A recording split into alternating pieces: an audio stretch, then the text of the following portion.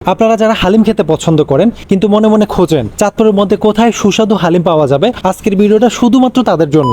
Hello everyone, আসসালামু আলাইকুম। প্রত্যেকে কেমন আছেন? আশা করছি প্রত্যেকের মতো করে ভালো আছেন। হালিম প্রেমীদের জন্য আজকের ভিডিওটা খুবই স্পেশাল, কারণ এই সুস্বাদু হালিম কত টাকা করে, কোথায় পাওয়া যাবে এবং এখানে কিভাবে আসবেন বিস্তারিত বলে দিব। প্রতিবারের মতো ফ্যামিলি নিয়ে আবারও চলে আসলাম সন্ধ্যা গনিয়ে হালিম খাওয়ার জন্য। আমরা যখন এখানে এসেছি তখন মাগরিবের আজান দিচ্ছিল। টুনির কাছে আমার কিউট বেবিকে রেখে আমি মাগরিবের নামাজ আদায় করে আসি। এসে আমি দুইটা হালিমের অর্ডার করি। একটা হলো 150 টাকা, আরেকটি হলো 100 টাকা। বড় হাড়টার মূল্য হলো 150 টাকা এবং ছোট হাড়ের হালিমের মূল্য হলো 100 টাকা মাত্র।